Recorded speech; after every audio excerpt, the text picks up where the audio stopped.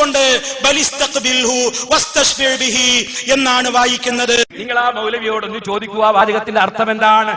ബലിസ്തഖ്ബിൽഹു, നബിയിലേക്ക് മുന്നിട്ടോ, വസ്തശ്ഫി ബിഹി, ആ നബിയോട് ശഫാഅത്ത് തേടിക്കോ എന്നല്ലേ അതിന്റെ അർത്ഥം.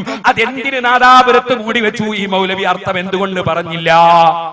ഖിയാമത്ത് നാളിൽ ഇടയാളനായതിനാൽ നിങ്ങളും ആദാ റസൂലുള്ളാഹിയിലേക്ക് മുന്നിട്ടോ, വസ്തശ്ഫി ബിഹി, നബിയോട് ശഫാഅത്തിന് തേടിക്കോ എന്നല്ലേ പറഞ്ഞത്. ഭരണാധികാരിയോട് റസൂലുള്ളാഹിനെ മുന്നിട്ടിട്ട് റസൂലുള്ളാഹിനോട് ശഫാഅത്തിന് തേടാനല്ലേ പറഞ്ഞത്. ആ ഭരണാധികാരിയും മാലിക് ഇമാമും ജീവിച്ചിരിക്കുന്ന കാലത്തല്ലേ അത് ഖിയാമത്ത് നാളിൽ മുന്നിട്ട് ശഫാഅത്ത് തേടിക്കോ എന്നാണോ അതിന്റെ അർത്ഥം? സാധാരണക്കാര മൗലവിമാരി കബളിപ്പിക്കുന്നതിന്റെ ഒരു രൂപമാണ് ഞാൻ നിങ്ങളെ കൽപ്പിച്ചത്.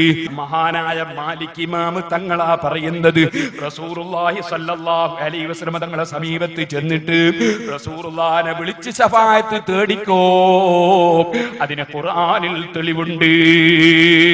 ചോദിക്കട്ടെ, മാലിക് ഇമാം മനസ്സിലാക്കിയതുപോലെയാണോ നമ്മൾ ഖുർആൻ മനസ്സിലാക്കേണ്ടത്? അങ്ങോട്ടും ഇങ്ങോട്ടും കാഫറാക്കുന്ന മൗലവിമാര് മനസ്സിലാക്കിയതുപോലെയാണോ നമ്മൾ ഖുർആൻ മനസ്സിലാക്കേണ്ടത്? എന്നാൽ ഇമാം നവവി, ഇമാം ബൈഹഖി, ഇമാം ഇബ്നു അസാകിർ, ഇമാം ഇബ്നുൽ ഹുമാം, ഇബ്നു ഖുദാമ, ഇബ്നുൽ ഹജ്ജ്, ഇതൊക്കെ 4 മദ്ഹബുകളിലുമുള്ള ഇമാമിങ്ങളാണ്. അങ്ങനത്തെ നൂറുകണക്കിന് ഇമാമിങ്ങൾ മുഴുവനും അവരെ കിതാബിൽ എഴുതി വെച്ചു. അല്ലാഹുവിന്റെ റസൂലിന്റെ സമീപത്ത് പോയിട്ട് റസൂലുള്ളാഹിനെ വിളിച്ച് ശഫാഅത്ത് തേടണേ, അതൊരു പുണ്യകർമ്മമാണ്, അതൊരു പുണ്യകർമ്മമാണ്.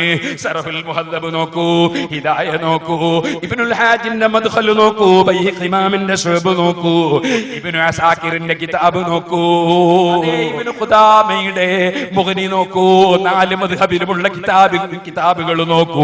റസൂലുള്ളാഹിനെ വിളിച്ച് തേടണമെന്നല്ലേ സർവ്വ ഇമാമിങ്ങളും പറഞ്ഞത്.